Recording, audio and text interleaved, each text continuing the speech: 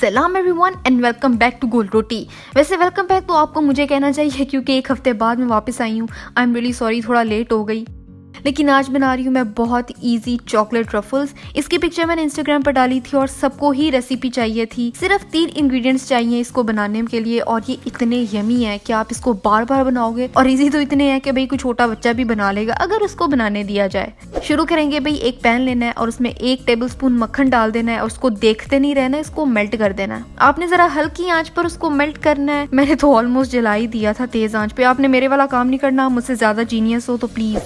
फिर उसमें जाएगा 1 पूरा और 1/4 कप कंडेंस्ड मिल्क, यानी 1/4 कप इसमें चला जाएगा कंडेंस्ड मिल्क। अच्छी क्वालिटी का होगा तो टेस्ट बहुत अच्छा आएगा। और इसमें साथ ही ऐड कर देनी है 1/4 कप चॉप्ड चॉकलेट या फिर अच्छी क्वालिटी का कोको पाउडर। मैंने चॉकलेट ऐड किया है क्योंकि इससे ना जरा स्ट्रॉन्ग फ्लेवर आता है चॉकलेट का। आप चाहो तो उसमें कोको पाउडर भी ऐड कर सकते हो, कोई मसला नहीं है। और साथ इसमें अगर चुन्नी सी बिल्कुल थोड़ी सी कॉफी भी अगर ऐड कर दी जाए ना तो बहुत बॉम्ब टेस्ट आएगा इसका। कॉफी ऐड करने से ना चॉकलेट का फ्लेवर मजीद मुंह चुक के बाहर आता है। बहुत अच्छा कॉम्बिनेशन है इन दोनों का। चॉकलेट ऐड करके ना उसको मेल्टी कर लेना है, of course Chintu the wooden spoon की मदद से।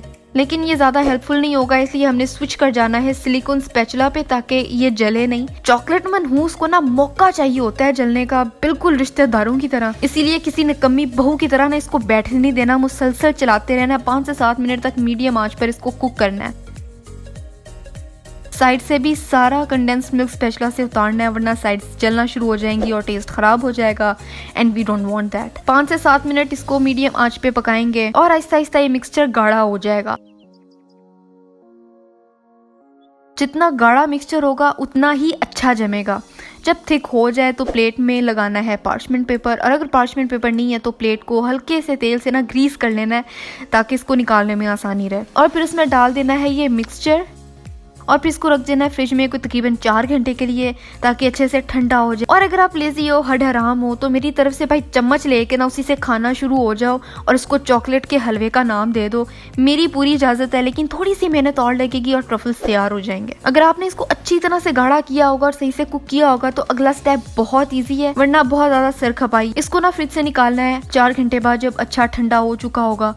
फिर इसका थोड़ा सा मिक्सचर लेना है और उसके बॉल्स बना लेने हैं। अगर मिक्सचर आपके हाथों से चिपक रहा है या उसके बॉल्स नहीं बन रहे, उसका बस फिर एक ही हल है कि इसको फ्रिज में मजीद रखते ताकि ये मजीद सख्त हो जाए और फिर बॉल्स थोड़ी आसानी से बन जाएं। लेकिन बॉल्स इस तरह से बना के मैंने ड्राई कोकोनट में कोट कर लिए हैं ताकि थोड़े प्रिटी लगे और फिर इसको मैंने प्लेट में रखते जाना है।